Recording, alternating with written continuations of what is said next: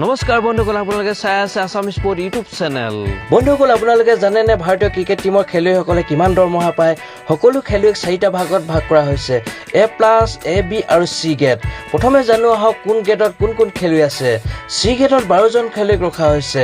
শিখৰ Dhawan, Umesh Yadav, Bhubaneswar Kumar, Hardik Pandya, Washington সুন্দৰ, শুভমন গিল, হনুমা বিহাৰী, যশস্বীন্দৰ চাহাল, সূৰ্যকুমাৰ যাদৱ, ঋতুমান সাহা, মায়ংক আগৰৱালা আৰু দীপক চাহাৰ। C গ্ৰেডৰ খেলুৱৈসকলক ICCয়ে 1 কোটিকৈ টকা প্ৰদান কৰে। B গ্ৰেডত 7জন খেলুৱৈক ৰখা হৈছে। চেতেশ্বৰ পূজাৰা, আজিংক্য ৰাহানে, অক্ষৰ পেটেল, শাৰ্দুল ঠাকুৰ, শ্ৰেয়াছ আয়াৰ, মহম্মদ চিৰাজ আৰু ঈশান্ত শৰ্মা। B গ্ৰেডত ৰখা হৈছে 5জন খেলুৱৈক, ৰবিচন্দ্ৰন অশ্বিন, ৰবীন্দ্ৰ জাদেজা, KL ৰাহুল, মহম্মদ শামী, ঋষভ পন্থ।